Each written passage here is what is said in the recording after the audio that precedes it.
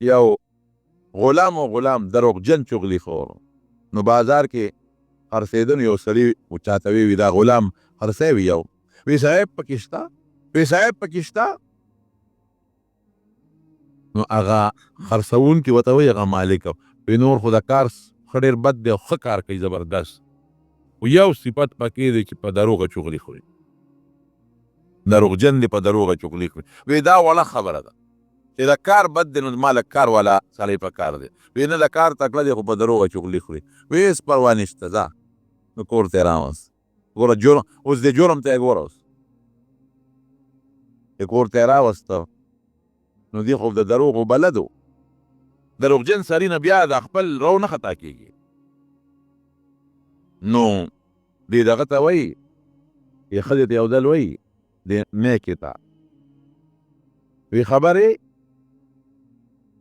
وی نه وی بله ښځه در باندې کوي ګوره دروغ ورته ښځې ته خو چې ده وایي چې په تا بله ښځه کېږي خو دا خو د کلاشینکوف ډز دی ښځه کوم ځای دا مني بله ښځه در باندې کوي وی نه یاره وی تا ته پته نه لګي چې دا بله شپه یم شپه بار واغلو کې تم دوستانو له تللی تا ته پته نه چې دا وخت ناوخته مخکې وروسته دي خو ښځې خپله ده که زما منې که نه منې خو دا مې درته وي سبا بیا به وایي چې ته زما غلام یې او تا ته پته وه ما ته دې ال نه دی ویلې نو که ځان له څه غم کولی شي نو ځان له غم وکړه بله ښځه نن ده که سبا در باندې کوي خو ګورې ما یاد نه کې دا دروغجن به زر دا ټکې راته وایي ما یاد نه کې وی یادوم به د رښتینولي کوم ته دا یو ځل ووایه نو که ده تا ته بیا دروغ وی نو راشه ما نه تا سره ګورې ښېګړه لټوم نو ما یاد نه کې نه تا ولې ښه دې سره به څه کوو ښځه په ژړا شوه نه وی چل راځي خلاصولی دې شمه وی څنګه وی یو د ده د ګیرې د دې غړي لاندې دا غړې دا مرۍ سره د دې یو دوه درې ویښته ماله راکه نو هلته یو تعویزګر دی په هغه به تعویز وکړم نو د هغه بلې ښځې نه به یې تور شي او تا سره به مینه زیاته شي نو د غړي نه به ویښته سینګ وله راوالم وی کوټه کې کور کې د سره یو ځای سملي خو چې کله اوده شي نو چاله راواله او د دې نه یو دوه ویښته راکټ که غلې غوندې او ماله راکړه ښځې وې دا خو رښتیا چې ښځې ډوب خور شي نو خو دوه ویښته دي دوی به پیم نه شي او ما به په قینچې په چاله راکټ کړي دا وایي ټیک شوه هلته هغه نیک لاله وی خبرې څه چل دی وی ښځې دې بل چا سره لین سیده کړی دی غریب اخیستم نه ده خبر بل چا سره لین سیده کړی دی وی دا ګوره صاحبه زه ستا کور کې دننه ما سره ما ورته یاد نه کړې زه خو ستا خیر لټومه تا خیر لټوم کو زه دې یاد کړم ګوره بیا راته حال نه ویم نه وای نو بس بل چا سره لین سیده کړی دی او نن دې که سبا دې وجنې دی ما څنګه وجنې ښځه داسې ځان د قصد اوده که چېرته یو ورځ د نن نه پس خوب په بیدارۍ بس کوه هغه غریب یې یارولې دی هغه به ځان سره توره یې ښوده پخوا خو بنډیسیانو توره به ښوده دا یې د قصد اوده کړی خرخر ښځه راغلې چاړې رانشتې ده چې هغه ویښته غریبه راکټ کړي تعویز ده بس دې خو پیو چې دا خو چاړې جوړه ما مرۍ پسې راواخېسته خو ښه ماته خو هلک رښتیا وې چې ټس شو په تورې واله سر یې ته یې خوغورځه ښځه غریبه مفتو کې لاړه لاړ د ښځې رونو پسې وی راشئ ښه ولیدله مفتو کې مړه کړه هغوی تورو پسې راغله چې دې د کوره وته دې هلته بېغمه کړ کور خالی پاته شو دا د دروغجن نو که یو سړی وایي چې ما خو دا شیطانت وکړو دروغ مې وویل دوه مې مړه کړل او زه پکې نه جي د هغې دواړو قاتلانو ګناه ستاو شوه د دواړو ګناه ستاو شوه یو وزیره یو بادشاه له به یو بانډیسي سړی راته او سړی ښه سړی و نو بادشاه ورسره ډېره زیاته مینه کول اوس یې سزا درته ښیم دلته خو یې دوه بېغمه کړل دلته یې راته اوس هغه سزا ښیم نو بادشاه له بانډیسۍ به راته و بانډیسي سره به یې ډېره زیاته مینه کوله نو دا وزیر خفه و چې دا بانډیسي راځي او بادشاه ورسره ډېره زیاته مینه کوي یو کله ولن پیسې هم ورکوي ورې که دا لانجه څخه خرابول غواړئ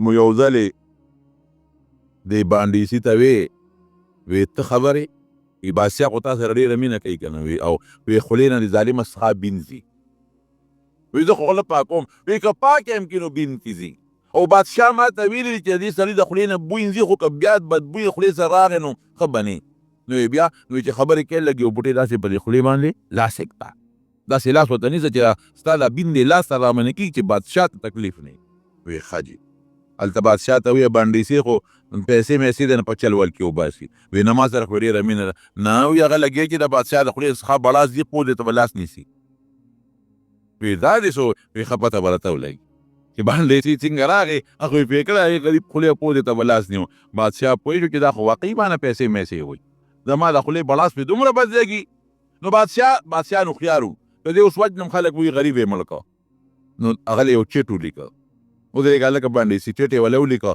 وی دا به د پلانکي ګورنر له یوسې د خپلې علاقې مشر له او دا خط به هغه له ورکړي او دا خط یې بند کړه د پاسه د پاپې بنده کړه او مهر یې پې وواو او په خط کې هغه ګورنر ته لیکلي چې دې دغه سر ته ووایه مړ یې کړه هغه علاقې ضلع چې کوم افسر دی ډي سي او وته وی او که ګورنر وته وی او که ډي پي او وته وی او که هر څه ته ولې څه نوم دی د خط واخیست د دې غریب خو دا خیال و چې په دې خط کې به څه پیسې نیکلي هغه له به ورشم راله به راکړي غریب څه خبره چې بار ته دا وزیر پوه شو چې دا خو زما سکیم یو ناکام شو دلی جوړ په دې کې انعام لیکلی دی ده ته خو یې سزا ده د وزیر خو دا خیال و چې جیل ته به ولېږي او مړ به کړي منځ کې خو یې له خط ورکړه نو وزیر زر بار ورته وی څه یې درکړل باندې سي غریب خو نه دی خبر چې دننه پکې څه لیکلي دي وی دا خط یې راکړه څه دي پکې چې مهر پې لګېدلی دی لکه داسې معلومیږي لکه چې مضبوط انعام یې درکړي داسې وکړه دا خط ماله راکړه زه به یې ورسو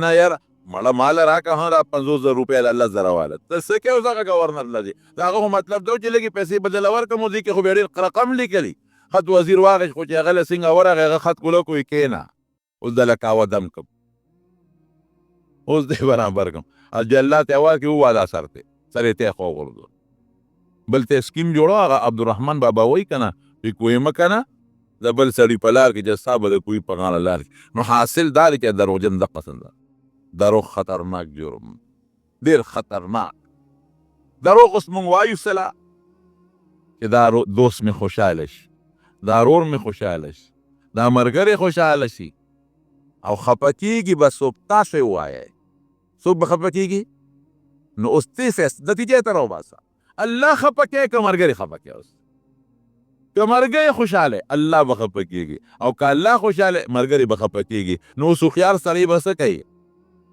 ملګری د خپل کار کوي کوشش به کوم چې دې هم خفه نه شي خو که داسې مسله راغله چې د الله او د ملګري مقابله شوه الله به خوشحاله ساتم ملګری پې شو خپل کار یې په دې نتیجه شو دروغ به بلکل نه وایه رښتیا خبرې به کوئ دروغ به نه او د دروغو ګورې مختلف قسمونه دي دا میسک چې دا بعضې خلک دروغ کوي هغه بلکل څوک د لیډر صفت کوي په دروغه خفه کېږئ مه او څوک د خپل مشر صفت کوي په دروغه څوک د بل مشر صفت کوي په دروغه دم دروغ دي او دا یو دروغ نه میسک چې د سلو کسو ته ولېږه نو سل دروغه دي وې جرم ته یې ګوره چې زرو ته دې ولېږه نو څو دروغه دي وې زر دروغه دي وې او چې بیا هغې خلکو نورو ته ولېږه هغې بیا نورو ته ولېږه د دې نه لکونه دروغ جوړ شو نو څومره ظالمه ګناه دې وګټله تا ته خو معمولي شی ښکاري چې د لاس یو ټک دی او ور دې کوله دا معمولي خبره نه ده چې ستا چاته خور کو بیا د هغوی نه نورو ته خور شو د هغې د نورو ته خور شو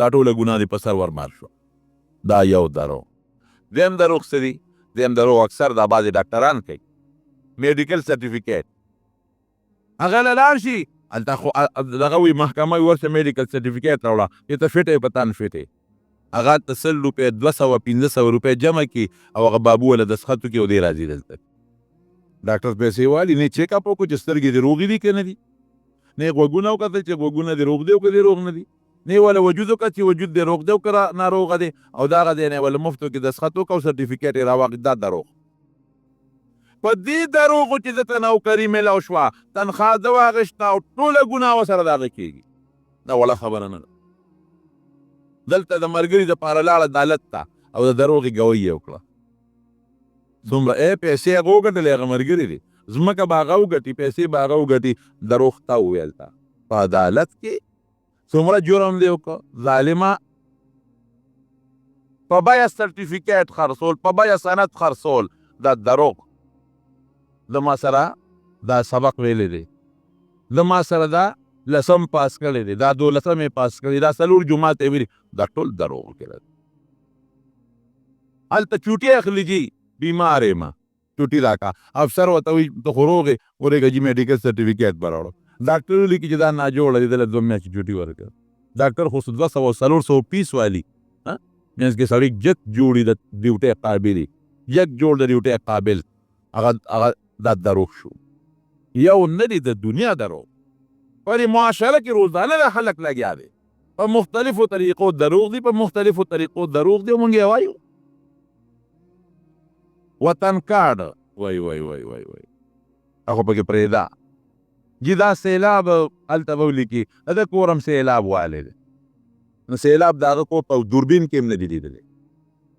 دا دروغ دا دروغ دا ټولې خبرې دا چې څوک چاله تصدیق کوي او دا ګوته وله لګوي دې خو د دوست مې دې خوشحاله بشي، ضرور مې دې خوشحاله بشي، نو پیدا هغه بل ته ورسېدله و خیرت دوزخ تا ځان له خراب کو، وخت کې به قبر کې تا له شلولې کېږي، خدای تا له ځان نه خفه کړه. هوښیاره ده که قمقله خبره دریو ځایونو کې دروغ جایز دی. هغې کې هم علما وایي کوشش کوو چې توریه وکړي توریه، خو که د نه کېږي نو خیر دی.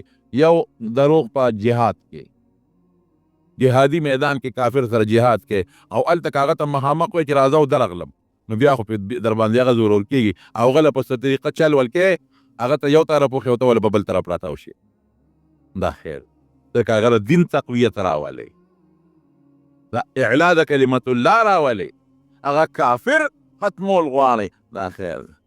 دویم چې د دوو مسلمانانو صلح کې نبی علیہ السلام وی دی کې چې څوک دروغ وایي نو دا هم دروغجن نه دی. دا مقصد دا نه دی چې دوه تباه کړم، مقصد دا چې دواړه روغ کړم. نو که ته رښتیا وایې چې هغه خو هغه یو ده چې ورشي نو خو هغه بل پسې په غوسه یي که نه نو ګرې وړې ووایي، نو که ته هغه ګرې وړې رسوې خو خبره نور هم روانېږي، نو خیر دی. او هلکه ستا یې صفت کوئ ابل لا ورلې هلکه ستا هم صفت کو نو خدای به روغه راولي. دا دوه شو. او دریم نمبر کوم ځای دی چې ښځه مبارکه ده نه خپایي او رضا کې بشیر جانه ما دا خبر اوري چې ښځه ده نه خپایي او ته رضا کې، نو ولې که هلته دروغ نه وي خو غم نه ته جوړېږي کور دی وال خو دا هم هسې نه چې د دې دا مطلب نه چې روزانه ښځې ته دروغ وایه، نه دا ګورې په غلطه لال نه شي چې داسې حالت ته خبره ورسېږي که ته دا دروغ نه وی نو کور دې روانېږي، طلاقو ته نوبت رسي، دشمنی درته جوړي، کور دې روانېږي دننه، نو خیر دی که بیا ورته څه چل ول وکړې توریه موریه وکړه خیر دی، او یا دروغ ورته ووایه چې کور د روانېدو نه بچ. دې دریو نه علاوه په نورو دینو کې دروغ منه دي. نو دروغ ډېر خطرناک جرم دی. د دواړو جهانو مبارک سردار فرمایي وی بعضې وخت یو سړی د خولې نه یو خبره وباسي، ان الرجل لا يتكلم بكلمة یو خبرو کې لا یلقي لها بالا، دی وی مړه دا څه وله خبره اړو توجه نه ورکوي، دومره خطرناک دی چې یهوي بها فی جهنم 70 خریفا، د هغې د برکت نه دته په جهنم کې 80 کاله غوټه میلاویږي. نو دا خطرناک څیزونه دي د مارونو، ګورې ډېر خطرناک څیزونه. د دې نه به ځان ساتې د دروغو نه. قطعا یو دروغ ووایې نو یو ملګري هغه ته ووایې وروره خفه کېږه ما، او که خفه کېږي خپل کار کوه خو چې ما نه زما پاک پروردګار خفه نه شي او زما ښکلي پیغمبر ته رسوا نه شم د قیامت په ورځ باندې. دروغ به نه وایو ښه انشاءالله العظیم. کوشش به کوو چې رښتیا ووایو، رښتیاو کې د ګټه ده، په دروغو کې د ګټه نشته. په رښتیاو به الله خوشحالېږي. الصدق ینجي والکذب نبی علیه السلام فرمایي چې صدق سړي د نجات ورکوي د خدای په نوم، او کذب یهلک دا سړي هلاکوي او بربادوي. الله دې موږ د دروغو نه وساتي. او چې کوم دروغ هم ویلي الله دې راته معاف کړي. الله که زمونږ نه په قصد یا په غلطۍ څه دروغ ویلي شوي دی الله ته یې راته معاف کړي. الله د جمعې مبارکه ورځ ته هغه دروغ راته معاف کړي، ای راته معاف کړي او د نورو دروغو نه وساتي. نبی کریم صلی الله علیه وسلم فرمایي وی د منافق درې نښې دي. یو نښه دا ده چې دې خبرې کوي دروغ به وایي. دویمه نښه دا ده چې وعده کوي د هغې خلاف ورزي به کوي. او دریمه نښه دا ده چې ته پې په یو خبره کې اعتماد کې ټګي به در سره کوي، او که امانت دې ورسره کېښود خیانت به کوي. او یو بل حدیث کې د څلورو ذکر دی چې د منافق 4 من کن فیه کان منافقا خالصا. دا څلور نښې چې چا کې وي دی به سوچه منافقي. نو په هغې څلورو کې خو درې دا شول که دروغ، د وعدې خلاف ورزي او د امانت خیانت او څلورم اذا خاصم فجرا چې چا سره خبرې کوي او جګړه جوړه شي نو کنزل به کوي، کنزل مار. نو دروغجن سړی منافق دی، کنزل مارم منافق شو، او واده خلافم منافق شو، او خیانتګری سړی دا منافق شو. دا د حضور پاک مبارک فرمان دی. نن درته د دې لومړۍ خبرې بیان کوم د دروغو متعلق. دروغ ډېر لوی جرم دی. نبی کریم صلی الله علیه وسلم فرمایي چې کوم انسان دروغ وایي د ده د خولې نه یو څښا بین روځي، هغه څښا بینې دومره خطرناک دی چې یو میل د ده د خولې نه بدبویي خورېږي. یو میل. نو چې یو میل د ده د خولې نه بدبویي خوره شوه نو انسانان خو پې نه پوهېږي، فرشتې پې پوهېږي. نو فرشتو له څونه ضرر دی او دا فرشتې به ورته څونه خیرې کوي چې ظالمه لکه یو سړی ډیران راوغورځئ د چا مخې ته یا د چا د کور مخې ته راوغورځئ نو دا سړی ورته څونه خیرې کوي ظالمه موږ دې په بدبویۍ باندې خراب کړو او دا ډیران دې د ما مخکې راوغورځو ما له دې بدبویي راوسته. دقه رنګې فرشتې به هم ورته خیرې کوي چې ظالمه د خولې نه دې داسې ګن راوویسته چې موږ دې په بدبویۍ برباد کړو. نو د دروغجن سړي د خولې نه داسې بدبویي چې یو میله پورې هغه محسوسېږي. دروغ متعلق قرآن شریف کې الله فرمایي چې څوک دروغ وایي وی په غیر الله لعنتي الله وایي او لعنت د خدای د رحمت نه لرې کېدو ته وایي. مطلب دا چې کوم خلک دروغجن دي په دې به د خدای رحمت نی، د خدای د رحمت نه به دا خلک لري. دومره خطرناک جرم دی دروغ. مسلمانان زمونږ نن سبا دروغ وایي او پخوا خو مسلمان څه کوي کافرو به هم د دروغو نه ځان ساته. نبی کریم صلی الله علیه وسلم چې کله د هجرت په سفر روان دی او حضرت ابوبکر صدیق رضی الله عنه ورسره دی نو حضرت ابوبکر صدیق خو به خلکو پیژنده بعضې او اب نبی علیه السلام به یې ونه پیژن نو د هغه نه به یې تپوس کو دا در سره څوک دی. نو حضرت ابوبکر وی یریدم چې که زه وایم چې دا فلان کې دی او زموږ ښکلی پیغمبر دی نو هسې له څوک تکلیف ورته ونه رسوي او که چېرته زه ووایم چې نه غلط سړی یاد کړم نو دروغجن به شم نو هغه به داسې ښکلې خبره کوله چې د دروغو نه به هم ځان بچ کوو او حضور پاک به هم بچ کوو. وی هذا رجل یهدیني السبیل، وی دا هغه سړی دی چې ما ته لار ښیي. نو ګوره خبره رښتونکې ده. د هغه مقصد دا و چې ما ته د هدایت لاره ښیي او ما ته د جنت لاره ښیي او د خدای د نزدېکت لار راته ښیي او خلکو به دا مقصد غشته چې دا ظاهري لار ورته ښیي. دی لار ښودونکي د رهنما د لارې د لار ورته ښیي خو د دروغو نه بیا ځان ساته. سراقه ابن مالک چې کله دا د مکې په بدماشانو کې لوی بدماش نو چې نبی علیه السلام مبارک د مکې نه الله محفوظ وایسته نو دې کافرانو د حضور پاک په سر مبارک کې د سلو خان انعام وایست.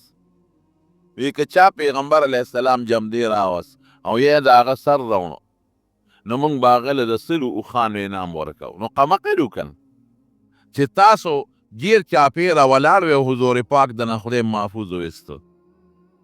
ځکه حدیث پاک کې راځي دوی د شپې ورغلل په نبي علیه السلام د کور مخکې ودرېدل. وی سار به دې روځي نو د هر قوم نه پکې یو کس شامل او تورې ورسره په لاس کې وي وی په شریکه به پې غزارونه وکړو نو قوم به یې د چا نه بدل اخلي. نو چې حضور پاک په خپل بستر سم لاس نو جبریل علیه السلام والا راغی وی ته خبرې وی نه ولې وی کافر خو درنه ګیر چاپېره تودي او ټولې لارې درته نیولې دي او تورې ورسره په لاس وکړي دي. وی څه به کوو وی د الله حکم دی چې کله شپه پخه شي نو روځه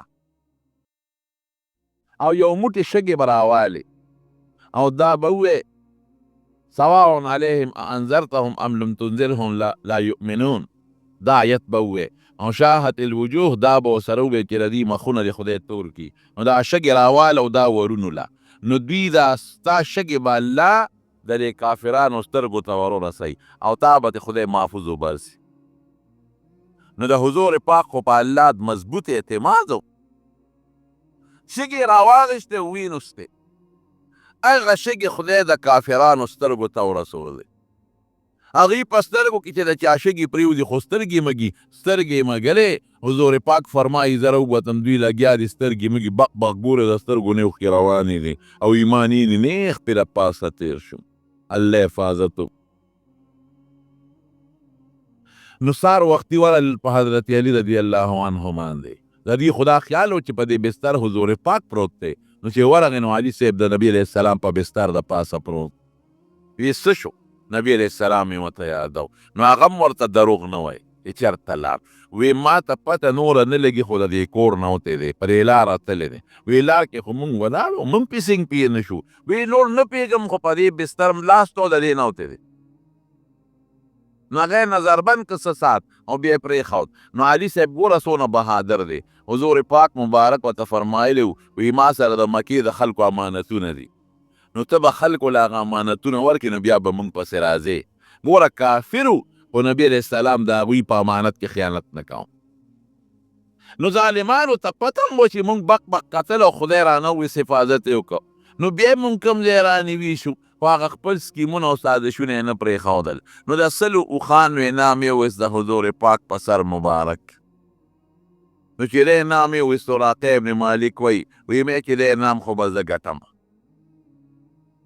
خو دا به څنګه ګټم. وی یو مجلس کې ناست وو وی دې کې یو سړی راغی عمده بحث چلیږي د نبي علیه السلام چې چېرته لاړ او کوم ځای به یې او کوم طرف ته لاړ. وی هغه سړی وایي چې د دریاب په غاړه مې یو څو کسانو لیدل او ورسره اوښانې دي دوه او په هغې روان دي او دوړې ختې. دا سراقه ابن مالک وی زه پرې پوه شوم چې دا نبي علیه السلام دی. وی مې چې بس څوک پای نسي. وی مې چې نه دا هغوی نه دي، دا خو پلانکې سړی زموږ د دې قوم تجارتي قافله کې تللی دی، دا هغوی دي. دا مې ځکه وي چې هغې پوه نه شي. او وی لږ ساعت کېناستم چې دا ملګري را باندې شکیان نه شي. نو بیا غلې غوندې پاڅېدم. نو وی ما ویندې ته وی چې داسې وکړه چې دا اوښه زما بوزه او د کوټې شاته یې ودروه. اس بوزه د کوټې شاته یې ودروه. او وی زه په دروازه ونه وتم چې څوک را باندې پوه نه شي. نو کوټې ته وختم او د کوټې نه په شا باندې نیزه مې په ځمکه ولګوله او کوز شوم. په نیزه مې ځان وښویو او پاس سور شوم، اس مې ورپسې وځغله. یو ځای ته ورسېدم، هلته نبي علیه السلام مبارک او حضرت ابوبکر لمونځ کوي. وی نبی علیه السلام نیل متوجه دی قبلې ته او حضرت ابوبکر کله داسې یو طرف ته ګوري کله بل خوا ګوري. یریږي په ځان نه ګوري، په حضور پاک مبارک یریدل. ځکه وروسته راځي یو ځای کې چې نبي علیه السلام ته وی هغه د کافران دي. وی لا تحزن ان الله معنا. وی پام کوه لا تحزن معنا به حزن هغې غم ته وایي چې سړي ته د بل چا د وجې نه پېښ شي. چې سړي ته ذاتي یری نو خوف ورته وایي، او چې سړي ته د زوی د وجې نه یا د دوست د وجې نه یا د مال د وجې نه یره راشي نو هغې ته بیا حزن وایي. حزن نو موږ د لا تحزن معنا غلطه کوو. خلک یې دا معنا کوي چې مه یریږه. هغه د لا تخف معنا دا ده چې مه یریږه. لا تحزن معنا ده چې ابوبکر په ما مه یریږه. معلومیږي چې د ابوبکر غم په ځان نو په نبي علیه السلام. که لا تخف نو بیا به موږ دا معنا کوله چې مه یریږه، ځان کلک کا، ځان مضبوط کا، داسې کې نه. لا تحزن په ما مه یریږه. ستا په زړه کې په ما یره ده چې په ما ته څوک تکلیف ونه رسوي، نو په ما مه یریږه. ان الله معنا، موږ سره خدای ملګری دی که. نو ابوبکر صدیق به یو خوا بل خوا کتل، په نبي علیه السلام یریده. نو سراقه وایي چې زه کله ورنږدې شوم نو ابوبکر نبي علیه السلام ته څه خبرې وکړې. همدغه یې ورته وایي چې صاحب هغه سراقه را روان زمونږ د مکې د ښار هغه مضبوط بدماش نیزه ورسره ده او په اس دی. وی حضور پاک څه خبرې وکړلې زه خو ترې لرې وم. او وی ناګانه سخته ځمکه او بخاري شریف کې حدیث دی دومره سخته ځمکه ده چې کلکه کاڼي دی. او وی زما د اس د خپې پکې دننه ننوتې او سینه مې ځمکې سره د اس وجنګېدله. زه د پل مخې پرېوتم. پوه شوم چې ما ته خیرې وشوې. نو عربو به فایلونه کتل. وی ما سره یو بټوه وه بټوه مې راوویسته هغې کې غشي پراته دي هم یې وړکوله په یو غشي به یې لیکلي و لا او په بل به یې لیکلي و نعم لا دا معنا چې دا کار مه کوه نعم دا معنا چې دا کار کوه نو ما هغه غشي وړکول ګورم چې ما ته غشي سوی نو چې غشي مې وړکول سترګې مې پټې کړې یو مې ترې راووست نو په هغې یې لیکلي و لا دا کار به نه کې وایي د غشو مې ونه منل ځکه د سلو خانو انعام دی پکې که نه وایي وللم نبي علیه السلام لا دې نه مخکې وایي ما ورته وایي چې تاسو ما ته خیره وکړه او بس ما معاف کې بس زه واپس د نظم وایي حضور پاک ما ته وایي ښځه معاف مې کړی وایي چې وایي مات مې کړی نو وایي ما اصله پولي د زور ورکړه نو اس راووته نو هغه بټوه مې وړکوله غشي مې وړکول غشی راووت لا دا کار مه کوه خو د غشي مې ونه منل پیسو ته مې ټینګ نه کړی نو بیا مې اس له پونده ورکړه خو چې اس بیا یو څو قدمه واخیستل بیا یې خپې په ځمکه ننوتې 3 ځله دا کار وشو بس ما وی د الله رسوله دا 3 ځل دی او بس ما معاف کا وی بیا د سرمنې په یو کاغذ یو ملګري ورسره دی عبدالله ابن ورقیت عامر ابن فهیره د سرمنې په کاغذ ما وی مال یو امان نامه ولیکه چېرته په ګوتو در نه شم چې ما ته غږ نه کوې ای راله ولیکله وی مې چې زه به درنه لار ساتم ګوره کافر دی د حضور پاک د سر دشمن دی د مبارک سر نو چې په لاره را روان دی نو دا بدماشان په نبي علیه السلام پسې خواره دي نو دی ورته څه وایي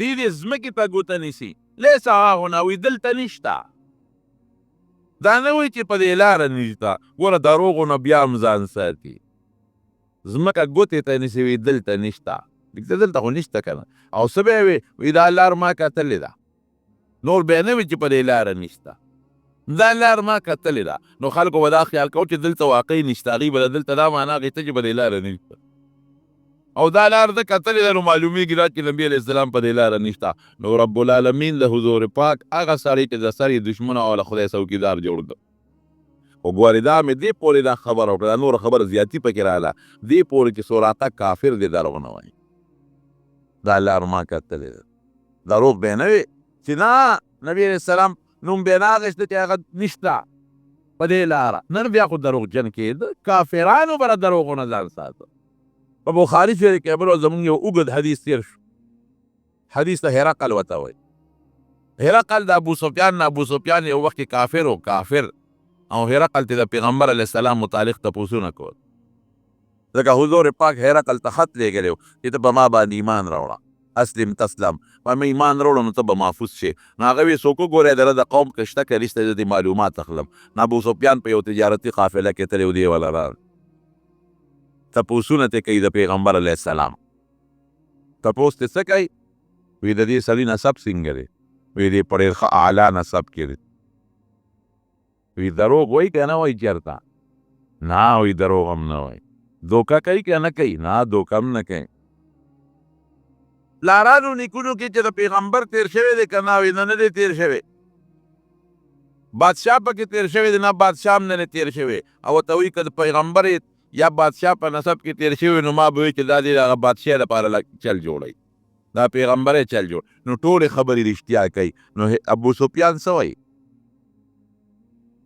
عجیبه خبره کوي لولا ان یأسروا علی کذبا لکذبت علیه وی که دا یاره نه وي چې دا خلک به زما نه د دروغو پراپیګنډه وکړي چې د ابو سفیان دروغجن دی نو ما پې دروغ ویلي خو بیا به راته خلک دروغجن وایي ګوره د حضور پاک هغه دشمن دی چې جنګ احد کې دی د کافرو سردار غزوه خندق کې دی د کافرو سردار وارنټ ورپسې د ګرفتار نه پولیس والا دی ونه پیژن نو کوی ډېر مشهور او ډېر خور و چې لوی عالم دی پولیس والا چې جومات ته راننوتل د خلي جامې چولي د خامته او خل پټکې والې دی نه هغې وي دا به د جومات څوک دغه یي څوکیدار به خو چې پولیس والا راننوتل مولانا قاسم صاحب لږ د هغه خپل ځای نه یو قدم اخوا شو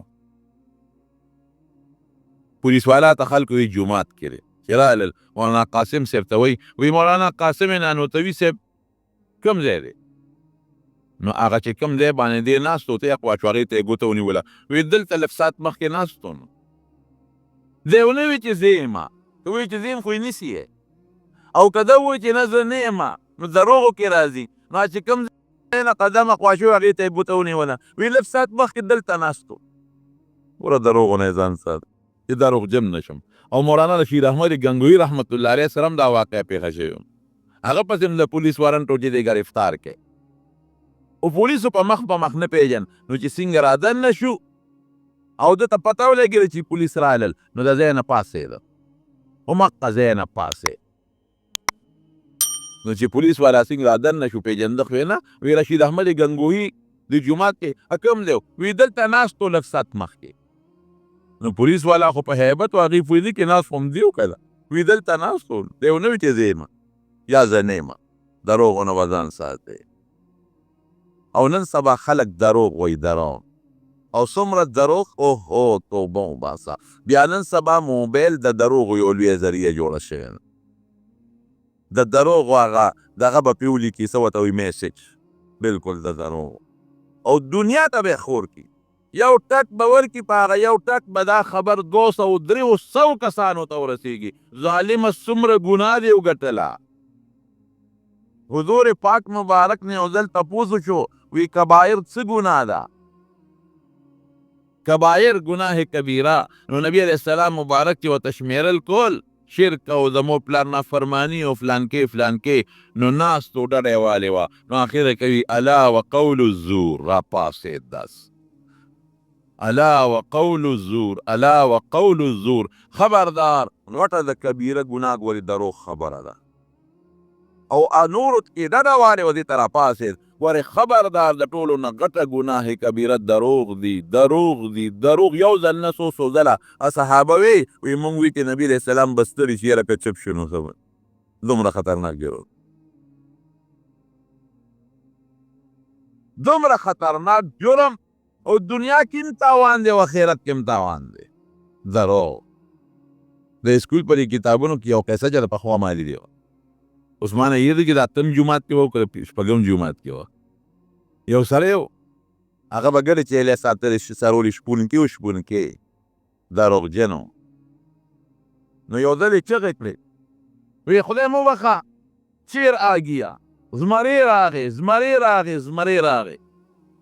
نو خلک د کلي منډې کړې نو چې ودرېږه زمری راغې او د دې شپونکي دا ګډې چیلې خو به ماتې کړي نو چې ورغلل ویې کتل نو دې دقسې ناست دی او خاندي زمری کم دی نو بس خلک خو پوه شو چې دی مونږ هسې بیسه د کوره راوویستو زمری نشته هسې بیسه د کوره راوویستو ویې کړول دا ټوقه به کله کوله یو ځل په یقیني زمری راغی چې زمری څنګه راغی په هغه ګډو چیلو ورته ونغځ او د چغې کړه خدای مو بخښه زمری راغی مدد له راشه خلکو یې مړه دا هر وخت چغې وایي مونږ هسې کلمه ورځئ خلک در څو خبرېدل هغه ټول څومره چې هغه رمه وه د ګډو چیلو هغه ټوله وله بېغمه کړی خلکو ورته یې ګوره مخکې داسې کړولو نو مونږ اوس هم دا خیال وکړو چې دا دروغ مو هسې هم کړی د دروغجن سزا رسول الله صلی الله علیه وسلم مبارک فرمایي وی چې کله معراج منامي معراج و چې بله لاړم نو ما ته خدای پاک بعضې څیزونه وښودل یو سړی نو د هغه په لاس کې د اوسپنې یو کونډه ده داسې کږه تېره یو بل سړی د هغه د یو وښکي کې دلته ورکوي او راکاږي یې دې سټه پورې دا وښکي ورته شلی او دې چغې وایي وینې ته بیږي او چغې وایي او داسې وله راکاږي چې دا دې خوا شونډه چې د دام اخوا اوچته شي او دا بله لاندې ویزانده شي نو بیا دا بل وښکي ته وله هغه کونډه واچوي دی بل ته نو راکاږي دې سټه پورې نو داسې راکاږي نبي علیه السلام فرمایي چې دا غوښې دې جدا کړي دا لاندې شونډه لاندې لاړه شي دا بره نانه شي وینې ته بیږي او دې چغې وایي نو چې دا وله وشلی نو دا بله جوړه شوي نو بیا وله دا کټ کوي نو چې دا شلی نو دا یو جوړېږي او بله شلی نه جوړېږي بیا شلی او دې چغې وایي نو یې ما ته تپوس وکړه قصه اوږده خو بالاختصار چې دا څوک دی په دومره عذاب کې مبتلا دی وی دا ستا د امت دروغجن سړی دی او دی د قبر عذاب دی د آخرت هغې لا وروستو خبره ده دا دروغجن سړی چې دروغ وایي دی د قبر عذاب دروغ خو لا لویه خبره ده دروغ د شکل متعلق درته وایم حضرت ابراهیم علیه السلام بالا بوتان به وپکې یو غټ بوت او څه پکې واړه واړه بوتان. نو دوی به دا چل وکړه چې دوی به خوراکونه میوې راوړې او په هغه حال کې به یې د هغه بوتانو مخې ته کېښودلې چې دا زمونږ د بوتانو مخکې پراتي دا خوراکونه برکتي شي. نو چې د میلې نه مرالل نو بیا به هغه خوراکونه خوړل. نو چې میلې له تلل نو ابراهیم علیه السلام ته یې ویل ته مړه سره میلې ته لاړ شه که د هغې میله به څه وه او هغه خپلو بوتانو ته به یې رام کول. حضرت ابراهیم علیه السلام ورته انی سقیم زه بیمار دا اوس دروغ نه دي ځکه چې ابراهیم علیه السلام ذهني مریض دی. مرض دوه قسمه دی، یو د وجود مرض چې سړی د وجود نه بیماري او یو ذهني مریض. نو ذهني مریض دی، ذهني هغه د لیونتوب نه ګوري، ذهني دا سوچ کې پروت دی چې زما دا قوم ولې نه مسلمانانېږي او دا قوم مې ټول دوزخ ته روان دي ظالمان او دا په کفر و شرک کې ولې مبتلا یي زما خبره نه مني. دقه سوچ یې دی. نو د دې نه غټه بیماري بله شته؟ قرآن شریف کې الله حضور پاک مبارک ته فرمایي لعلک باخع نفسک الله یکونو مسلمین. داسې دی وی چې ته پرې مکې پرې کافرانو پسې ځان هلاکې لعلک باخع نفسک ته جوړ ځان هلاکې ځان وجلې هر وخت په سوچ کې پروت او جاړې چې دا کافران ولې نه مسلمانېږي. نو حضور پاک ته الله وی چې ته ځان هلاکې د سوچ د وجې نه د فکر د وجې نه چې دا خلک ولې نه مسلمانېږي. دقه رنګې حضرت ابراهیم علیه السلام سره دقه سوچ او دا فکر و پیغمبر سره د عمر ډېر لوی فکر وي. هغه ته خو پته وي چې دا سبا جهنم ته روان دی. افسوس که دوزخ نه بچ شو او دی مسلمان شو او الله ول ایمان ته مخه نیغه کړه. دا سوچ یې د پیغمبر. نو دا بیمارتیا د بدن نه وه او دا روح یعنی څه دا هغه ذهني ټینشن چې ورته مونږ وایو زه به دا معنا وکړم ذهني ټینشن او ورته ټینشن. ځکه ظاهر کې چې څوک وي زه بیمار یم د هغې خو دا معنا چې ظاهر کې بدني بیمار یم او شکل ټیک نه دی، شکل ټیک نه دی، نوره خبره دروغ نه ده. هغې پې دا ګمان وکړو چې دی به هم ظاهر کې چې د ته به یا ټوخېږي بل هغې پې دا ګمان وکړو. یوه شوه. دویم چې بیا دا قوم یې لاړ میلې له ابراهیم علیه السلام خو پرې سوچ کې چې دا به کله خدای وباسي تبرګی یې را په اوږه کړ او د هغوی چې هغه کم حال او عبادت خانه او دا بوتان پکې ولاړ و په هغوی راغی او چې څنګه راغی نو لاول هغه بوتانو ته نیغ نیغ وایي خوراکونه خو یې مخکې پراته وو که نه ما لکم لا تاکلون دا ډوډۍ درته مخکې پرته ده کمبختیانو ولې نه خورئ؟ دا خوراکونه اعلی قسم قسم میوې دي سیوان هره زمانه کې چې کوم میوې وې دا ولې نه خورئ؟ ما لکم لا تنفقون ظالمانو خبرې را سره ولې نه کوئ؟ څه خو وایه که نه چې یا ټوخېږو یا هم زکام دی یا ماړه یو نو څه خو خولې نه وباسئ که نه خبیث بچو غږ نه کوئ. نو بس تبرګې ورسره وپې شروع یې وکړه ټسه ټوسه نو چا نه سر ماتوه او چا نه اوږه ماتوه ټولې درې وړې کړل ډکرې ډکرې یې کړل او چې کوم پکې مشر بوت اوږد هغه تبرګې یې راواخېسته او هغه ته یې په اوږه کې ویزان کړ. ځلې ولې پراته دي؟ اوهو دا څه شو؟ من فعل هذا بآلهتنا دا زمون خدایانو سره دا لوبه چا کړې ده؟ دا چا کړې دي؟ زمونږ ټول خدایان یې بېغمه کړي دي.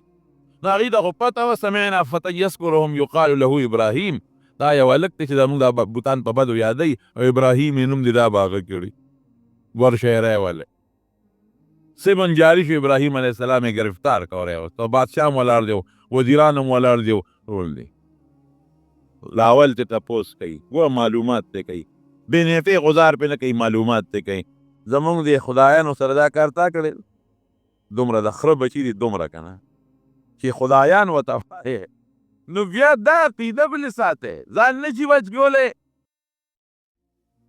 د غزار نه ځان نه شي بچ کولی او تا به د بیمارۍ نه بچ کي ځان نه شي خلاصولی او تا به خلاص کي دا څومره غلطه عقیده ده د دې ظالمانو. قرآن شریف کې رب العالمین فرمایي یو ځای کې یا ایها الناس ضرب لکم مثلا داسې دی یا ایها الناس ضرب لکم مثل فاستمعوا له یو مثال وی درته ذکر کوم غوږ ورته کښېږدئ نو هغه مثال چې وروستو ذکر کوي نو هغه الله تعالی څه فرمایي ورپسې ان الذین تدعون من دون الله لن يخلقوا ذبابا ولو اجتمعوا له. وی تاسو چې دا کوم خدایانو ته سجدې کوئ نو یو مچ هم نشي پیدا کړی. او بیا وروسته الله تعالی فرمایي ان یسلبهم الذباب شیئا لا یستنقذ.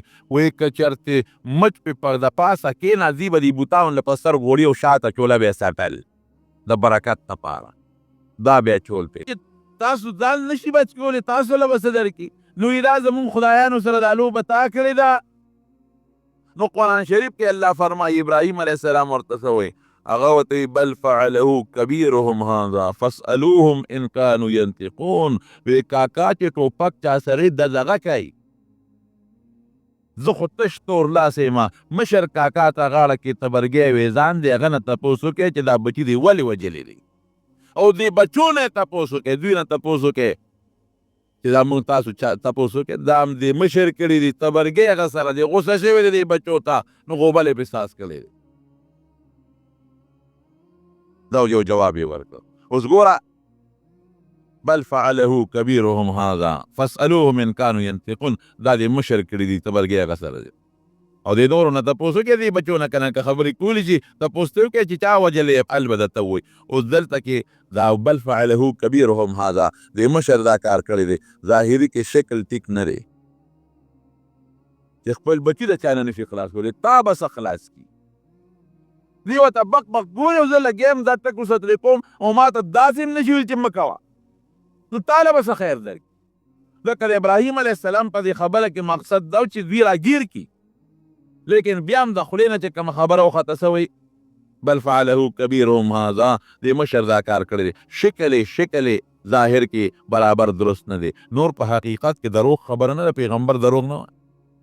درې میله راشه اوسو د دې علاقې نه چې نمرود بیا اور ته وغورځه او د اور نه الله راوویسته. نمرود اډر وکړه زمونږ خدایان یې مات کړي دي، اور ته یې وغورځوې، اور یې بل کړه هغې ته یې ور وغورځاو، الله اور پې ګلې ګلزار کړه. یا نار کوني بردا وسلاما علی ابراهیم یخشق معتدل. سلام معتدل، دومره یخ هم نه چې دله تکلیف ورکړي، معتدل ورته وایي. نو چې راووته نو د هجرت ویزه د مونږ د وطن نه وځه. نو یو ابراهیم علیه السلام دی، یو بیبي د ساره رضی الله تعالی عنها، د تره لور هم وه، یو یې ورواره د حضرت لوط علیه السلام. نو په یو علاقه په مصر په علاقه تېرېږي، نو او د عراق و دوی د بابل ښار، عراق نه راووتل په مصر تېرېږي، شام ته ځي د الله په حکم. نو د مصر چې کوم بادشاه و هغه ارامي و.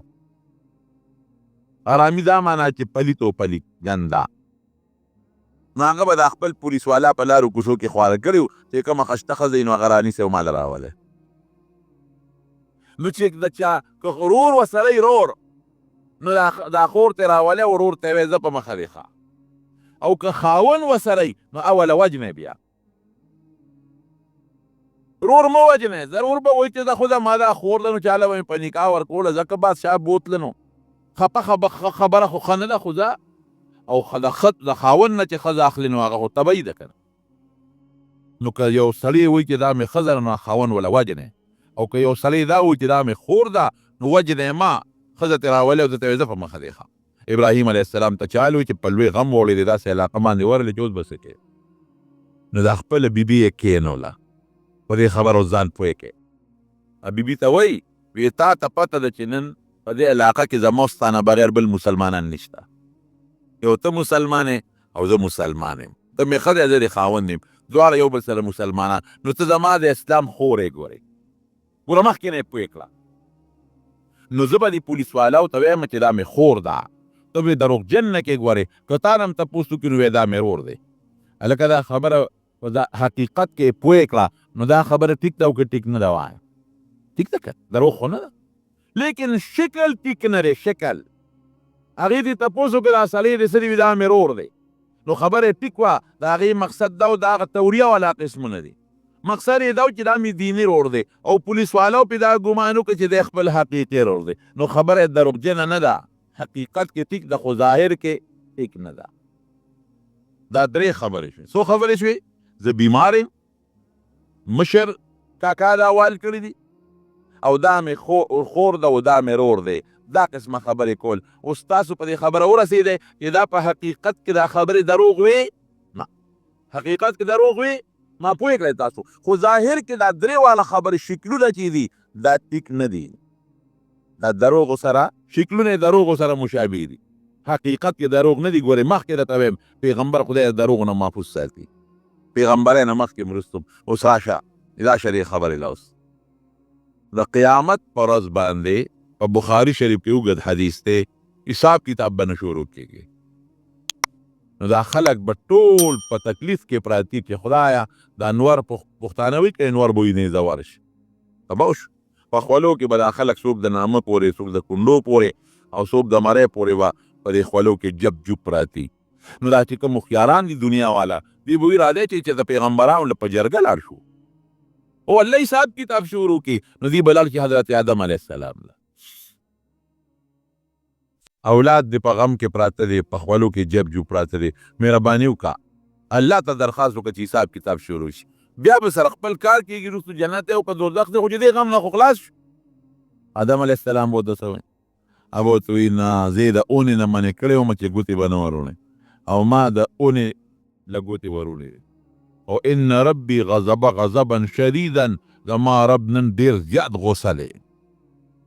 لن یغضب بعده دینا پس به دومره سخته غوسه پې نه راځي، نه دې نه مخکې پې غوسه دومره راغلې ده او نه به دې نه پس پې راځي غوسه رې زه نشم ورتلی. ما ته که ده ووایي چې تا ولې اونې ګوت پاڼه لږ راشو کوله بیا به څه کېږي؟ وی موږ څوک وو؟ وی نوح علیه السلام له لاړ شي.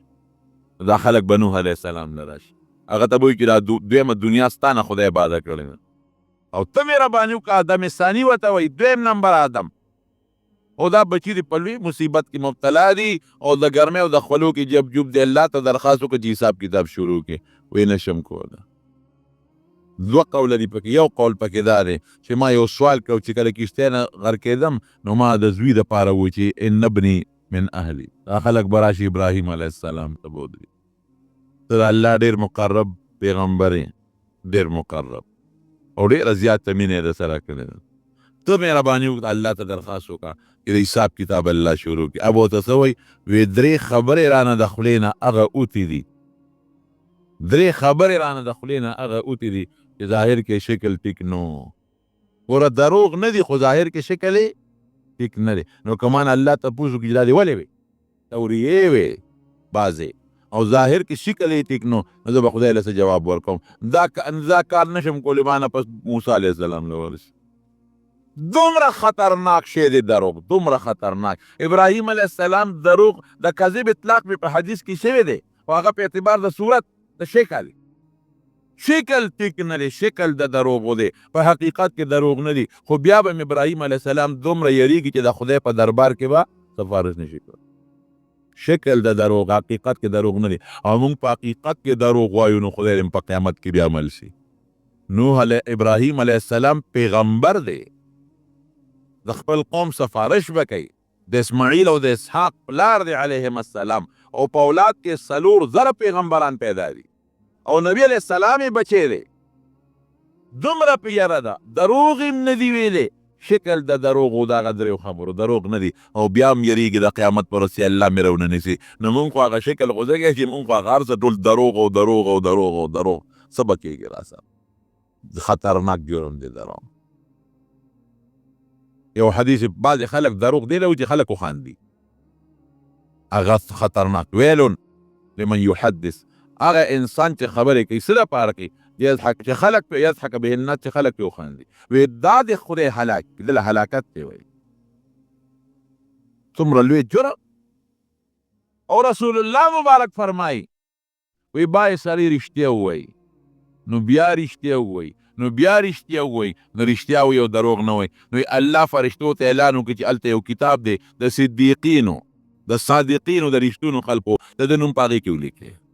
نو چې بیا دې فرشتې یادوي د صادق او د رښتوني په نوم یې یادوي. او بل سړی دروغ ووایي، الله وی صبر ورته وکړئ. بیا دروغ وایي، بیا ورته صبر وکړئ. بیا دروغ وایي، بیا بس الله وی د هغه دروغجنو په رجسټر کې ولې نوم ولیکئ. نو چې فرشتې یې یادوي نو فلان کې دروغجن په هغه نوم یادوي. نو چې بیا کله حضور پاک مبارک مدینه شریفې ته تشریف راوړه یوړه، نو هلته په سن 7 هجرې کې د مدینې یهودیانو په نبی علیه السلام کوډ او کړه جادو یې پې وکړې لاول په خیبر چې کله فتح شو په سن 7 هجري کې نو په حضور پاک مبارک له یو ښځه ولمسوله زینب یې نوم و وی ته دعوت وکړه او په کچه غوښه کې نبی علیه السلام ته زهر واچوه نو هغې ډوډۍ وکړه او په غوښه کې زهر واچول صحابه او نبی علیه السلام مبارک ناستې هغې ته لږه غوندې خولې ته کړه فورا یې نوړی واپس کړه ملګرو ته ویې دا غوښه مه خورئ په دې کې زهر اچولې شوي ښځې یې راوغوښته زینب یې نوم وی تا په دې ډوډۍ کې زهر اچولې دي وی صاحب تا ته چا الوې وی ما ته دې نوړی الو چې دا لاس کې مې پرته دې خبر کړه او څه تپوسونه پکې نوره مو شو قصه اوږده ده وی او صاحب ما پکې زهر اچولې دي وی دا دې ولې اچول وی ما وی که دروغجن پیغمبر درنه به خلاص شو او که رښتونی پیغمبر نو تا ته نقصان نشي رسولی نو بیا هغه ښځه حضور پاک معاف کړه خو یو صحابي حضرت برا ابن بشر ابن معرور رضی الله عنه هغه د هغه زهرو د لاسه شهید شو د هغه لږ تیر شوي نو د هغه په قصاص کې هغه ښځه بیا مړه کړه دا سکیم یې ناکام شو د یهودیانو د دې نه مخکې یو سکیم چلولی و په مدینه شریفه کې په حضور پاک یو ځای کې د دیوال شاته کېنولی او بره په سړی کېنولی وي د میچنې پلې ورکړی وي دا به پرې راوغورځی د هغې نه خدای پاک حضور پاک محفوظ کړ د هغې نه مخکې یو بل سازش چلولی سره د دې نه چې دوی میثاق مدینه کړی و د حضور پاک سره یې وعده کړې وه د هجرت نه پس چې موږ به په یو بل حملې نه کوو یو بل ته ضرر به نه رسو او یو بل د دشمن مرسته به هم نه کوو لیکن دوی لاړل مکې ته او د مکې کافران یې راپار کړل په نبي علیه السلام پسې او د بیت الله په غلاف لاندې قسمونه وخوړل وی تاسو د بار حمله وکړئ او موږ به دننه نه وکړو مسلمان به ختم کړو خدای پاک حضور پاک له برې ورکړه او یو خندق یې وکنه غزوه خندق کې نو دا یهودیان د مسلمانانو زه به ویم ازلي دشمنان دي ګور نو دلته یو بل سازش جوړ کړه د میچنې پلې راغورځو پکې ناکام شو زهر یې واچول پکې ناکام شو د مکې 10,000 کافر په مسلمان را واچول د هغې نه خدای مسلمانان محفوظ کړل نو اخري حربه و استعمالوي هغه په څه طریقه د حضور پاک د سر مبارک ویښته را پیدا کړل هغې له 11 غوټې ورکړې او د ګنډلو ستنې پکې ومندلې او د حضور پاک هغه ګومنځه مبارکه چې سر به یې پرې ګومنځه د هغې غاښې پکې ومندل او موم یې ترې د شمې راتاو کړل او د کجورې په دې سر کې یو پوزکې غوندې وي دا غونچک پکې چې کچۍ بند وي چې اوس پړدلی شي نو اخوا شي هغې ته یې تاو کړل او په بنو زریق قبیله کې یو پیرې بیرې ذي اروان یا بیرې زروان هغې کې د یو لاندې تیږې لاندې دا کوډه ښخه کړه دی یو حربه وه چې یو کوډه وکړو بیبي عایشه صدیقه فرمایي نبی علیه السلام باندې اثر شروع شو یو کار به یې نه وکړی یېر به وي دا مې جوړ کړی دی او یو کار به یې کړی و یېر به وي دا مې جوړ نه دی کړی لږ په وجود مبارک کې درونوالی پیدا شو نور داسې اثر پې نه دی شوی چې کټ ته یې غورځولی په دې درمیان کې خپل منځونه باقاعده کړي دي جهادونه یې پکې کړي دي او خپل تبلیغات یې کړي دي او وفدونو سره ملاقاتونه یې کړي دي خپل درس و تدریس د احادیث او د قرآن جاري ساتلی دی صرف لږ په وجود یې درونوالی نو یو ځل ودو نو د خوبه راپاڅېد نو په بخاري شریف کې راځي بیبي عایشې ته فرمایي وی عایشې وی ما له خدای د خپلې بیمارۍ علاج راک وی څنګه وی 2 فرشتې راغلې یو جبریل علیه السلام او یو میکائیل علیه السلام نو یو مې سر ته کېناست او بل مې خپو ته کېناست نو دا یو فرشته د بل نه تپوس کوي وی په دې سړي څه چل شوی ده وی په ده کوډه شوې ده ګوره حضور پاک ته اورئ دا قانون دی چې پیغمبران چې ودي نو سترګې ودي وي خو زړې بیداري زمونږ په شان خوب یې نه ګورئ زمونږ په خوب او دس ماتېږي او د پیغمبر په خوب او دس نه ماتېږي. هغه ته پته یي د هغه زړه بیدار یي. تنام اعینهم ولا ینام قلوبهم. هر څه یې واورول په ده کوړه شوې ده، چا پې کړې ده لبید او د هغه لونو په څه کې کړې ده د دې د سر مبارک په ویښتو کې دا کوډه یې کوم ځای ښخه کړې ده، دا په بیر ذي اروان کوي کې دا به په څه ختمېږي په دې دواړو صورتونو. من شر ما خلق چف نو بله به کولاو شوه، 11 غوټې کولاو شوې، د ګنډلو ستنې او د ګومنځې غاښونه یې ترې وغورځول. او چې واپس راغی نو عایشې ته فرمایي وی عایشې وی وجود مې داسې کولاو شو لکه چا چې څوک تړلي و پرېنیزي. وی عایشې وی که هغه اوبه دې لیدلې وې چې کوم ځای دا کوډه ښخه وه وی د هغې کوي اوبه داسې وې لکه نکریزې چې بنده خشتي کي، داسې څښا بینه یې کو ټینګې وې. او د کوي په غاړه چې کوم د کجورو بام و د هغې بوټي داسې و لکه د شیطان د سرونو په شانتې. مونږ چې د بدشکله شي تشبیه ورکوي نو مونږ یې د سپي سره ورکوو، دا مخ یې د سپي په شانتې یا د خر په شان. او عرب وی که ان رأسه رأس الشیطان، وی دا سر یې لکه د شیطان په شانتې دی. نو وی بوټي بدشکله او د کوي اوبه د نکریزو په شان بین کو ټینګې وې. علما د دې نه معلوموي چې د سحر او د کوډې اثرات دا په نباتات او جماداتو نګورې کېږي.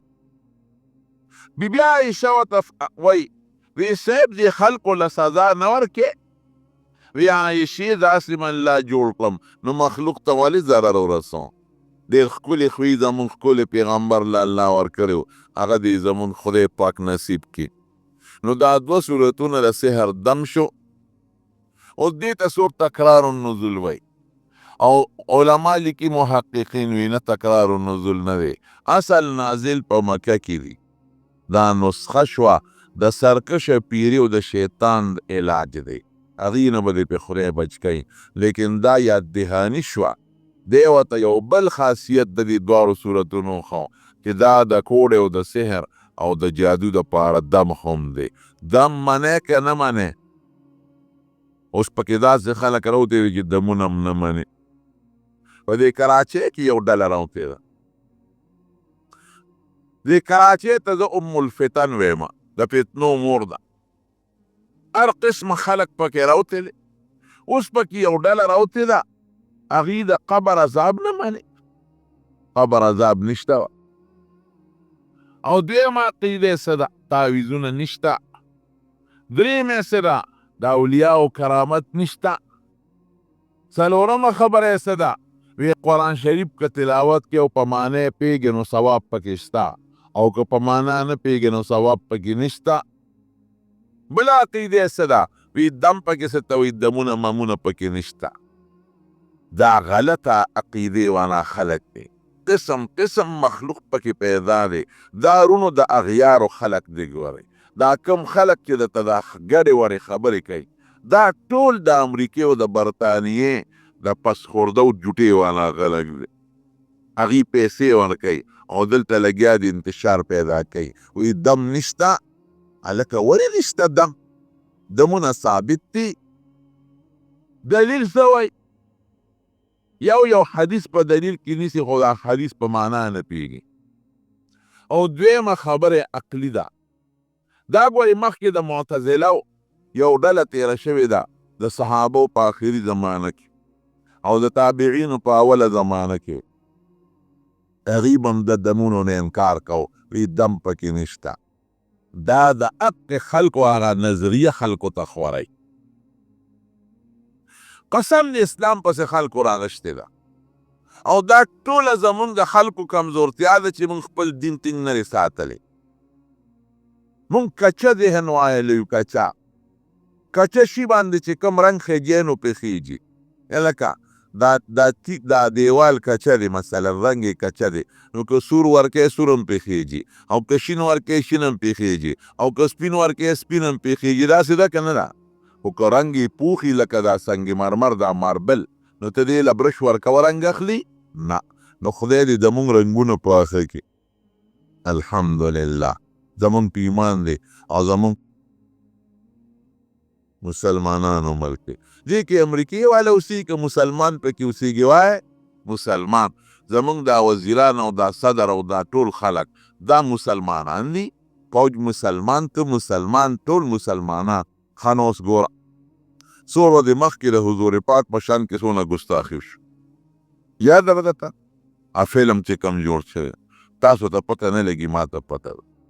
تاسو هسې اورېدلي او ما ته یو ملګري د ریاض نه ټلیفون وکړو، هغه وی دا شی ما وکته ما فلم مې دا څه شی دی نو هغه راته چې نیم بیان وکړه مې نور راته مه وایه بس هغه هم جلل مې دا ولی لکه څه چل دی. قسم په خدای که زه راته ویلی شم چې زمونږ د ښکلي پیغمبر دونه بېعزتي شوې ده چې زه درته نشم ویل. د مور بیبي یې خطرناکه بېعزتي شوې ده، د بیبیانې بېعزتي شوې ده، د لوڼو مبارکو بېعزتي شوې ده چې زه درته بیان نشم کړم. دومره بېعزتي وشوه د ښکلي پیغمبر. د دې پیغمبر په موږ څونه احسانات دي، منې که نه منې. زمونږ د ایمان د چاره برکته دی، د حضور پاک د برکته. مونږ خو خدای نه دی لیدلی. مونږ که خدای پیژنو له دغه مخې پیژنو. مونږ ته هغه ویلي دي چې الله شته، دا قرآن پیژنو، د حضور پاک د مخې پیژنو چې دا په ما نازل دی. دا مونځ چې کوو د هغې طریقه ده. خدای ته مونږ رسئ. قسم په خدای دا لوی احسان په مونږ خو لاول د رب العالمین دی. دویم نمبر په لوی احسان په مونږ د چا دی وایه؟ د نبي علیه السلام. دا د هغه برکات دی. نو جناب دا فلم ظالمانو جوړ کړو نو مونږ لګیو مظاهرې به تاسو هم کړي ځای په ځای کړي به که نه که مظاهرې نه خیرې خو به م ورپسې کړي که نه زمونږ دغه وس دی، دا زمونږ وس دی. لیکن زمونږ په مظاهره کار نه کیږي، د حکومتونو مظاهره پکار ده. پکار دا وه چې نن د دنیا حکومتونه دا راغونډ شوي وي، عرب او عجم ټول راغونډ شوي وي او ټولو د اسلامي ممالکو صدرانو، وزیر زمانو، وزرای خارجو یو اجلاس کړی وي. په خپل پیغمبر یې ننګ کړی وي، غیرت یې کړی وي، یو اجلاس یې کړی وي او امریکې ته چیلنج ورکړی وي چې دا تا دا لوبه کړې ده. یا خو دا سړي مونږ له راکړه چې مونږ د خپل پیغمبر انتقام ترې والو او که نه راکې تا سره زمونږ بایکاټ دی. چې دومره یې ویلي وي چې دا خپل سفیران دې مونږ نه واله د مونږ نه دي پکار او د خپلو سفیرانو ته یې ویلي وي چې د امریکې نه راځئ بس دوی سره سفارتي تعلقات ختم دي. رونو ډوډۍ د چا په لاس کې ده وایې؟ د امریکې ده که د الله ده؟ شوق سره ووایه د چا ده؟ الله ده. اوبه چا سره دي؟ پټرول چا سره دی؟ ډیزل چا سره دی؟ عزت چا سره دی؟ جون چا سره دی؟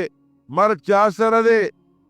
دا هرې پارټۍ چې دی د هرې پارټۍ خو لیډر د روس دی او پیغمبر مخکې دی. داسې ده که نه ده؟ لیډر روس دی، پیغمبر مخکې دی. دې وخت کې ستا د پاکستان صدر له د امریکې دوره پکار وه؟ نه وه پته. نو ستا صدر پاکستان لاړ د امریکې دوره له په دې درمیان کې لا او برطانیې له لاړ.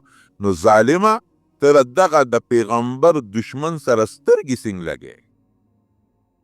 بدبخته ته د هغې خلکو ډوډۍ ستا څنګ تېرېږي، د امریکې اوبه ستا څنګ تېرېږي، اوباما سره ستا سترګې څنګ لګي، امریکایانو سره ته په کومو سترګو مخامخ کېږې؟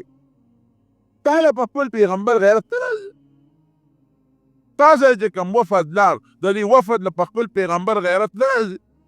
امام مالک نه هارون الرشید تپوس کوي، خبره ذهن کې واچوئ، موږ په بله بله سر شوي یو.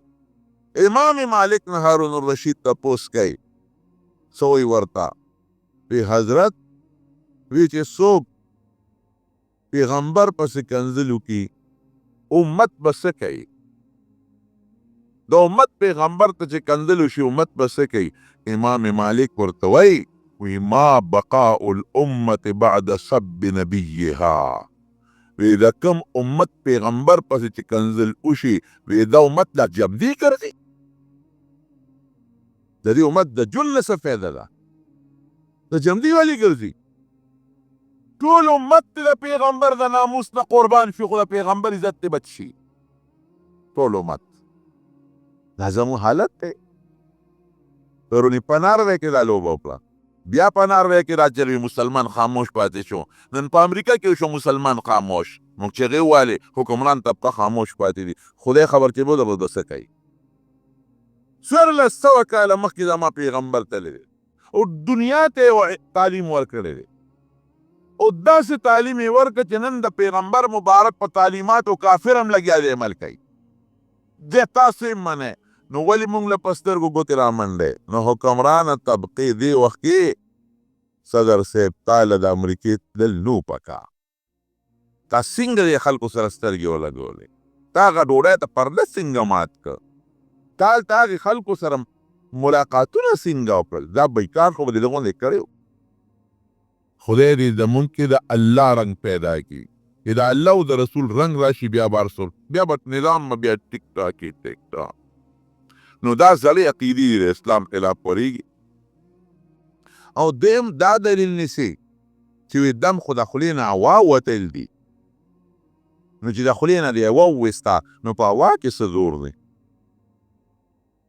نو په هغې زمانه کې یو معتزلي ملا و چې دم یې نه منه او زمونږ د اهل سنت والجماعت یو ملا صاحب و چې دم یې منه. د دې مناظره راغله د بادشاه په دربار. نو چې مناظره راغله نو زمونږ د ملا صاحب معتزلي ته وایي ته دم نه منې؟ وی نه، دم ثابت نه دی. ولې؟ وی دم څه شی دی؟ خو د خولې نه هوا وتل دي. نو د یو سړي په خېټه درد دی نو ته ډېر پوکي ووه نو د هغه نه دل ختمېږي، یا په غاښ یې درد دی او یا په سر درد دی نو داسې چوپ چوپ کوه پوکي وهه نو په دې به څنګه د غاښ دل ختمېږي او د سر درد به ختمېږي؟ په پوکي کې خو پاڼه هم پرې نه وړي نو دل به پسې ختم شي. زمونږ ملا صاحب هوښیار و، هغه وی راشه عقلي خبره دې وکړه او د عقل پته بربرې وام. وی ښه دم هوا ده او هوا کې زور نشته؟ وی نه. زه وی ستا هغه ښځه او ستا مور په کنځلو ورته زر شو. ښه کنځه د بادشاه په دربار کې چې وی کنځه نو هغه معتزلي ملا چې دم څوک نه مني هغه سترګې وپړسې وې. غوسه ورنه چې دا خو د بادشاه په مخ کې زه بې عزته کوم او بادشاه ته یې مخ ور واړوي. بادشاه سلامت وی دی ستا بې عزتي وکړه ځکه ستا په دربار کې ما ته کنځل وکړه چې دلیل ورسره نشته نو ملا صاحب په کنځلو شو. بادشاه له غوسه ورغله. بادشاه ورته وی دا کنځل دې ولې وکړل؟ وی سرمن دې وباسم، دلیل د سره نشته نو په کنځلو سر شوې، کنځل دې ولې وکړل؟ نو زمونږ ملا صاحب ورته وی بادشاه سلامت ولې غوسه شوې؟ وی سرمن دې وباسم ته لا وی غوسه شوې؟ وی خیر ولې؟ وی کنځل دې وکړل. وی دا خو زما د خولې نه هوا ووته. ته خو په خپله وایې چې په هوا کې زور نشته نو ما خو تا په ده پسې توره نه ده راغښتې، نه مې ورپسې پوتک راغښتې دی، نه مې په چاله په دا خېټه والې دی، نه مې ورپسې نیزه راغښتې ده، خو د خولې نه مې ووت او ته خو په هوا کې زور نشته که نه نو دا غوسه پرې ولې شوې او ده را سترګې ولې وپړزولې؟ هوا بویا. امام غزالي لیکلي په منهاج العابدین کې چې دی ابلیس 80,000 کاله د الله عبادت کړی دی. څومره؟ 80,000 کاله. او چې یو ځلې الله ورته وی آدم علیه السلام ته سجده وکړه او ده وی څه وی خلقتني من نار وخلقته من طين، زه د اور نه پیدا کړم دا د خټې نه، زه ورته سجده څنګه وکړم؟ د دې پوټینۍ غوندې هوا چې د خولې نه ووته د 80,000 کاله عبادت په اوبو لو شو. او چې یو سړی د 80 کالو کافر دی او دا وی د خولې نه ووته چې اشهد ان لا اله الا الله واشهد ان محمدا عبده ورسوله په سچه او منتو لله وی نو د 80 کالو کفر یې په ختمېږي په نه ختمېږي. نو دا دې دلیل شو. دم هوا ده خو هسې چوپ منتر والا هوا نه ده، هغه سر اکو بکو سر سیندکو والا. پخوا ماشومان وی اکو بکو سر سیندکو غوا مې لاړه په ترپکو او پلان کې او پلان کې. دا هغه هوا نه ده، دا هغه هوا ده چې د خدای د کلام نه جوړېږي. حدیث کې چې راځي چې دمونه څوک اچوي دې ده کې توکل نشته، د هغې په معنا دا بدبخته نه پیږي. د هغې دا مطلب دی چې څوک وایي دې دم جوړ کړم نو زه په الله توکل ونه که په دم یې وکړه دا بیا ګناه ده. داسې به نه دی چې دم جوړ کړم، داسې به ووایه چې الله جوړ کړم دا دم یې راله یو سبب وګرځو.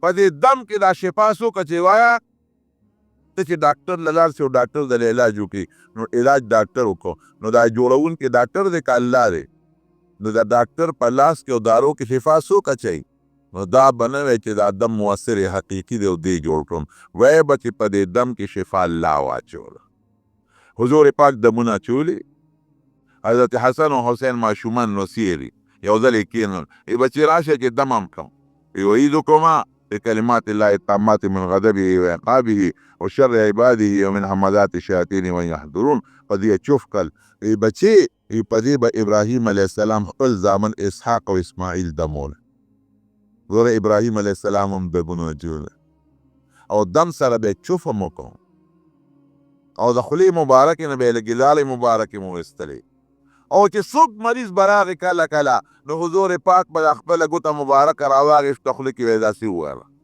په لالو مبارکو او د مدینې په خاوره به یې راښکله او د مریض په تندي باندې به یې راښکه تربة ارضنا بریقة بعضنا لیشفع سقیمنا باذن ربنا خاوره د مدینې او لارې د حضور پاک د مریض په تندي راکاږم چې الله وله شفا ورکړي یو ځل جبریل علیه السلام راغی نبی علیہ السلام مبارک ته فرم عرض کوي وی حضرت بیماری وی دم در باندې واچو ګوره جبریل علیہ السلام ورته وی واچوه وی بسم الله یرقیک من کل داء یؤذیک الله یشفیک وی د خدای په نوم دې دموم د هر مرض نه دې دموم شفا به الله درکوي د جبریل علیہ السلام دم اچولی دی حضور پاک اچولی دی په ځان یې اچولی دی په بیبیانو په ماشومانو او ابراهیم علیه السلام دمونه اچولی دي نو اوس به دم منو که به نه منو وایې او په دم کې به اثر څوک اچوي شابس مولانا اشرف علي تانوي رحمت الله علیه یو کتاب لیکلی دی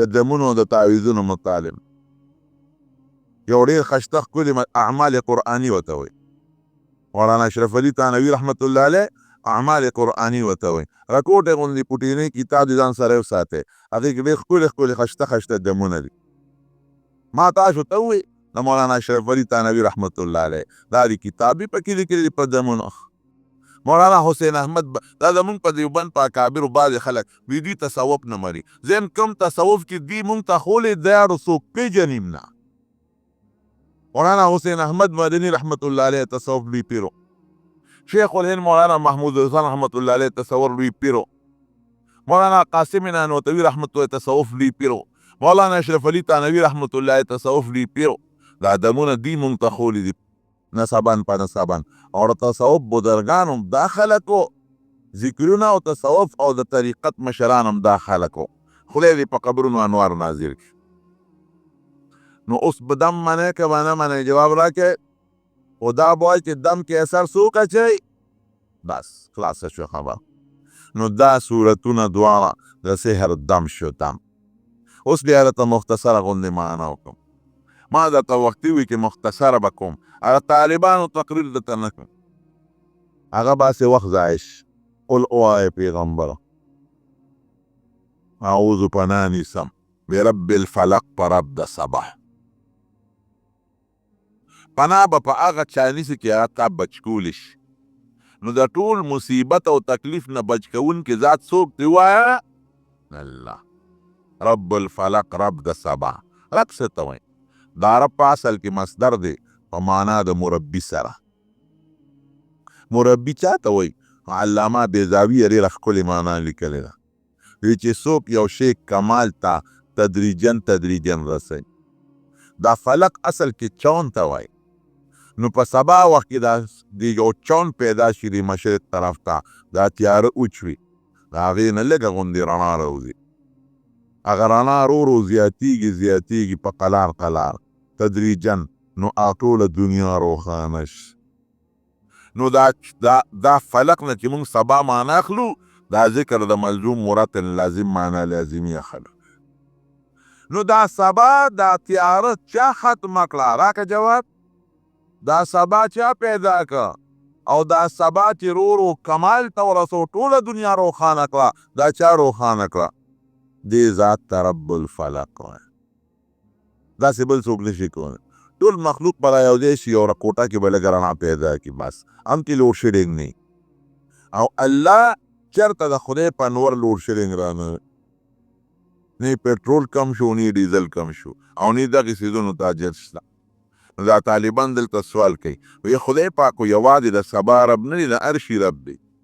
دلته د فلک دا تخصیص سوال یو نو دې کې ډېرو خبرو ته اشارت دی. یو دا چې نبی علیه السلام ته اشاره ورکوي چې د پیریانو شیطانانو د سازشونو تیارې به دې ختمې شي او د امن رڼا به راشي.